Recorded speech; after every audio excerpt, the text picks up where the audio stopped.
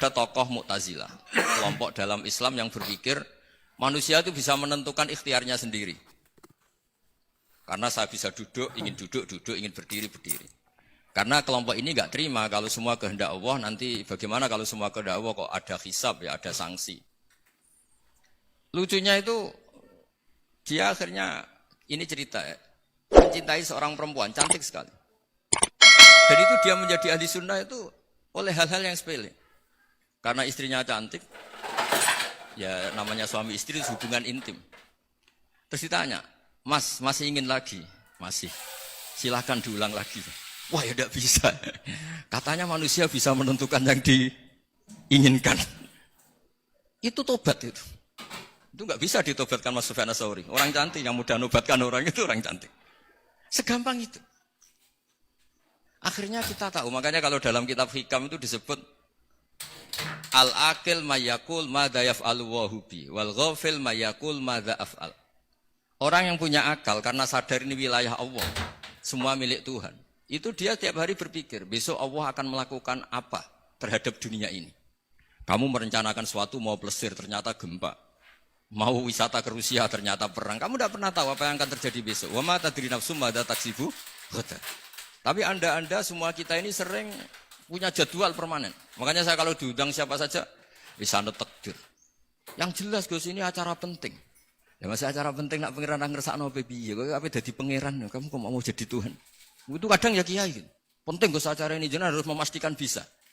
Loh kamu itu yang ngajarin tauhid, sesuatu itu biadillah kok bilang-bilang apa pasti. Kalau maksa terus tak tobatkan loh kamu kata saya itu. Ya kalau gitu Gus bilang insya Allah.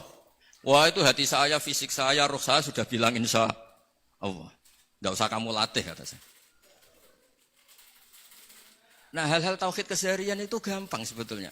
Wal ghafil yaqulu madza af'al. Tapi orang yang lupa Allah dia setiap hari bilang besok apa? Kita bisa melakukan apa?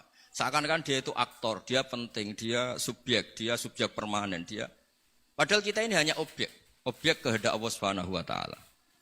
Karena kita yakin sesuatu yang terjadi di alam raya ini kita tidak bisa apa-apa. Makanya saya sering ngaji, sering bilang saya. Ketika Anda mensifati Allah, dia yang menghidupkan. Sudah itu tanamkan, jika ketika kita mati, santai saja. Kenapa santai? Allah punya cara menghidupkan kita. Zaman kita hidup juga gak tahu caranya ngelola jantung, ngelola paru-paru. Kamu juga gak tahu ngelola oksigen yang tidak beracun, tidak mengandung polusi. Tahu-tahu hidup. Gak ingin tua ya tahu-tahu tua, gak ingin mati tahu-tahu mati. Selama ini kita hidup juga gak tahu apa sebetulnya. Hanya gaya tok, punya jadwal, punya planning. Kalau kamu bisa menentukan pilihan Anda, pasti Anda istrinya cantik, 4 neriman semua, kona'ah semua. Nyatanya enggak kan? Ada 1 jelek, cerewet. Wah itu kan, nyatanya enggak bisa apa-apa Anda kan? Dan kamu bawa mati lagi. Itu kan, istri Anda juga gitu, punya keinginan, punya suami yang ganteng, yang jabat, yang neriman, yang enggak poligami. Ya enggak kesampaian juga. Kalau kita ngitung tingkat kegagalan kita itu gagal terus.